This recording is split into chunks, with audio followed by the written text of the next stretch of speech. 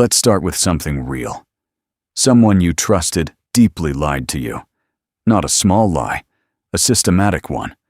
Over months, maybe longer. And when you finally found out, the betrayal didn't just hurt.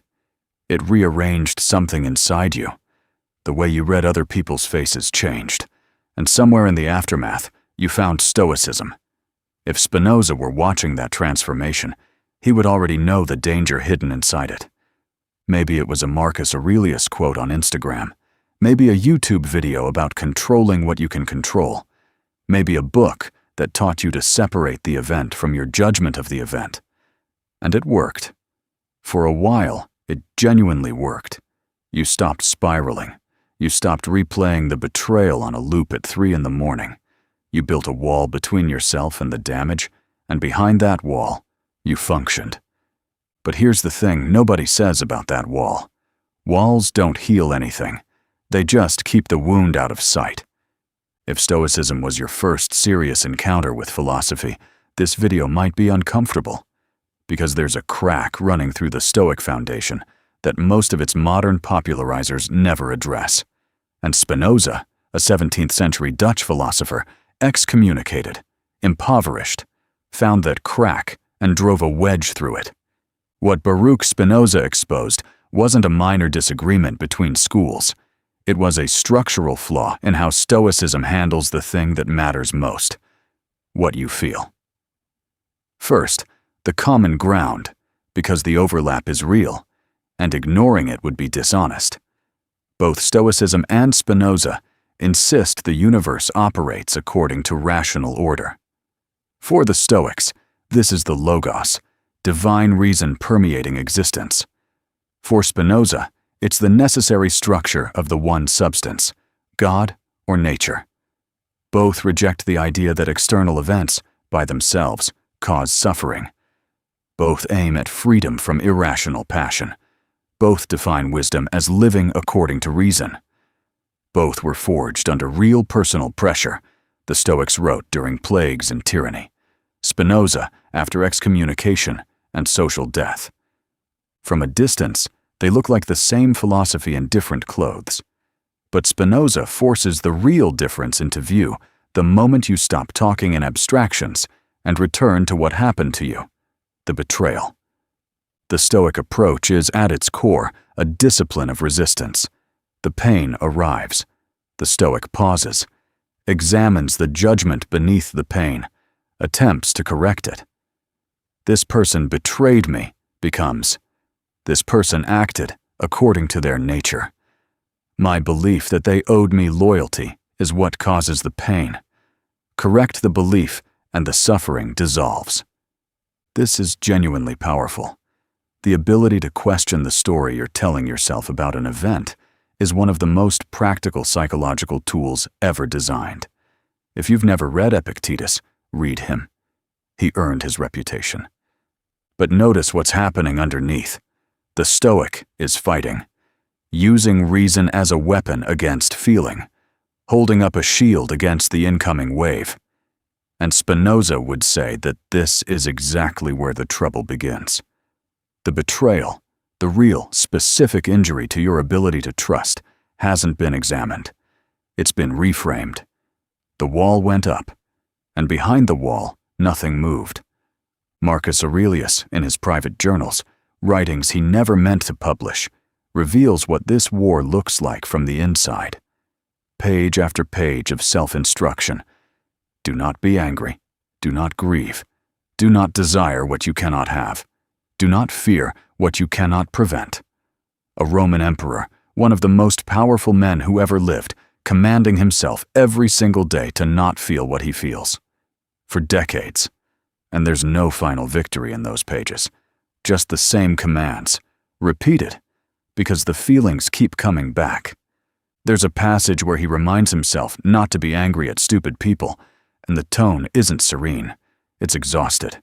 The voice of a man who has been telling himself the same thing for years, and knows he'll have to tell himself again tomorrow. This is not a man at peace. This is a man who has achieved extraordinary discipline, and that discipline costs him something every single day. Not that Stoicism is useless. It isn't. The crack is deeper than that. A philosophy that requires you to perpetually resist your own emotional nature is a philosophy that splits the self against itself. You become both the guard and the prisoner, the one who commands and the one who disobeys. The fortress holds, but the person inside the fortress is at war. The Stoic ideal is the sage, the one who has achieved total mastery over passions, who feels nothing reason hasn't approved. But across the entire history of the school, the Stoics admitted that no one had ever reached this. The sage was aspirational fiction. Nobody achieved it. Not in centuries. And Spinoza asked the question the Stoics never answered. Why? His answer strikes at the root. An emotion cannot be overcome by pure rational judgment alone. An emotion can only be overcome by a stronger emotion. This is not a minor refinement. It's a direct challenge to the entire Stoic project. The Stoics believe that clearly seeing the truth is enough to dissolve a passion. Spinoza says, that is not how the mind works. You are not a disembodied intellect piloting a body. You are a body-mind, a single thing expressing itself in two dimensions. Emotions are real forces with real causal power. You cannot talk yourself out of grief any more than you can talk yourself out of gravity. What you can do is understand the emotion so thoroughly that the understanding itself generates a new, stronger affect. An affect understood doesn't disappear. It transforms. This is Spinoza's strangest claim, and it's the key to the entire argument. He isn't saying, think hard enough, and the feeling goes away. He's saying, when you truly understand a feeling, when you trace it to its causes, see its structure, grasp why it has this particular shape, and not some other, that act of understanding is itself an emotional event. It generates a new effect, and that new effect, born from clarity rather than resistance, doesn't suppress the old one. It metabolizes it, changes its texture, reduces its blind, corrosive force, not by fighting it, but by illuminating it. Go back to the betrayal. The Stoic says, correct your judgment and the pain dissolves. Spinoza says, understand why this betrayal hit the way it did. What dependency did it expose? What assumption about loyalty was shattered? What does the intensity of your reaction reveal about how deeply you'd woven this person into your sense of safety? Trace the causes, not to justify the pain, but to see its architecture. And in that seeing, something shifts. Not because you suppressed the wound, because the knowledge itself changed your emotional relationship to it. The betrayal doesn't vanish, but it stops being opaque. It stops running you in the dark, and the wall you built, the Stoic wall, the armor, the fortress, begins to feel less necessary. Not because the world got safer, because you understood the injury clearly enough that you no longer need to hide from it. If this distinction between fighting your feelings and understanding them is landing differently than expected, subscribe, because we're about to reach the deepest divergence. Let me make this concrete. Think about how the betrayal changed your daily life under the Stoic model. You don't explode. You don't send the furious message. You handle it with composure your friends admire. But 6 months later, something has hardened. You trust less. You expect less. You keep people at a distance you didn't used to need. The anger didn't dissolve, it went cold. It became a policy. Feel less, risk less, need less. You survived the betrayal, but the fortress you built to protect yourself became the place you live. And living inside a fortress, over time, starts to look a lot like living inside a cage. The Stoic will say, I'm fine. I've moved on. I'm in control. And from the outside, it looks like they have. But control and understanding are not the same thing. And what you control, without understanding, will control you back, eventually in ways you don't expect. Spinoza's approach doesn't build walls. It investigates what's behind them.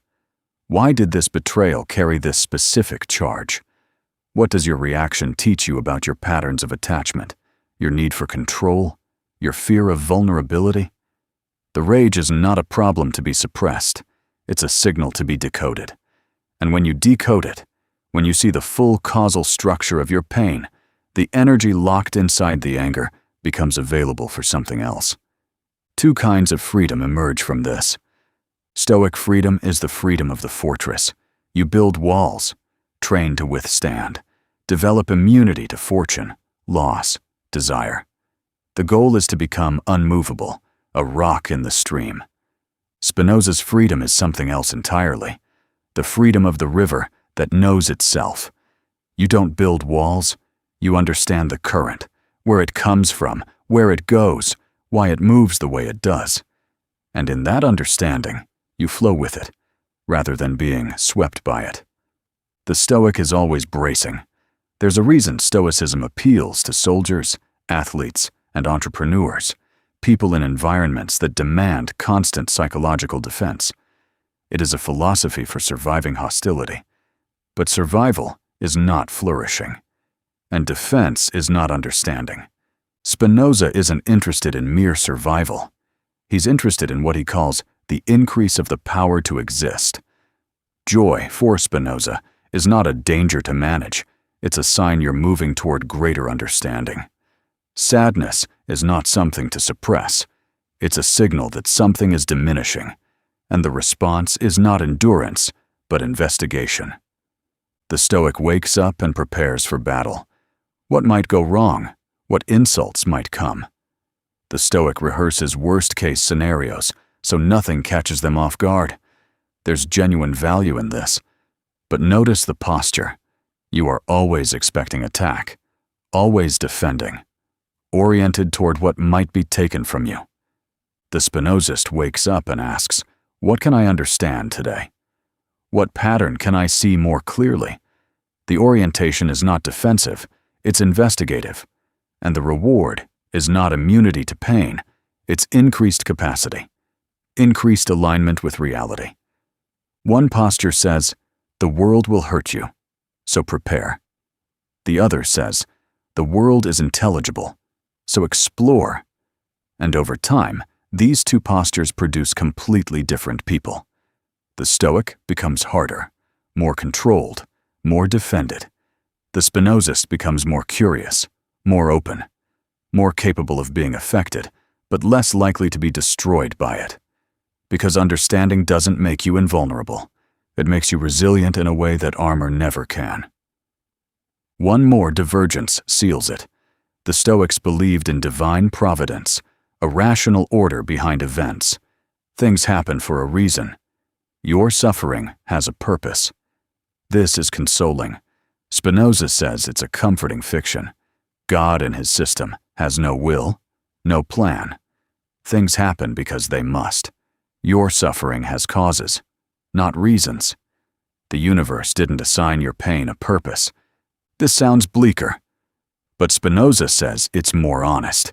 And honesty, not comfort, is where real power comes from. The Stoic who is betrayed says, this was part of the rational order. I accept it. The Spinozist who is betrayed says, I will understand this so deeply that it transforms from a blind wound into something I can see through. Not to neutralize it, to change my relationship to it. The difference is between enduring pain in silence and understanding pain until it changes shape. Think about what this means for the betrayal you experienced.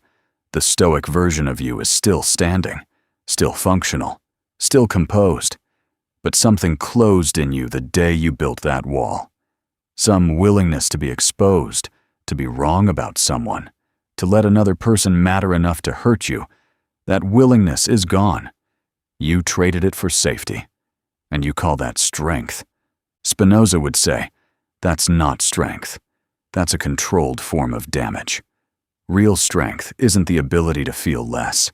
It's the ability to feel clearly, to experience the full force of an emotion while understanding exactly what it is, where it comes from, and why it has the power it has. Now come back to the beginning. You were hurt. Badly. And Stoicism gave you something real, the ability to keep standing. That matters. Don't dismiss it. The wall you built may have saved you, but saving you and healing you are not the same thing. And if the wall is still up, if you're still bracing, still guarding, still living inside the fortress you built in the worst week of your life, then the philosophy that rescued you may also be the thing keeping you trapped. Spinoza does not ask you to be less human. He does not ask you to feel less. He asks you to understand what you feel so completely that you no longer need armor against it. The goal is not numbness, not toughness, not endurance. The goal is transformed feeling, emotion that has been seen all the way through, and in being seen, has loosened its grip. The fortress kept you alive, but you were never meant to live there forever. That is Spinoza's freedom, not the fortress, the open field, not the warrior, perpetually braced for the next blow, the one who finally understood the blow well enough to set down the shield and walk out into the world unarmored, awake, and no longer at war with what they feel.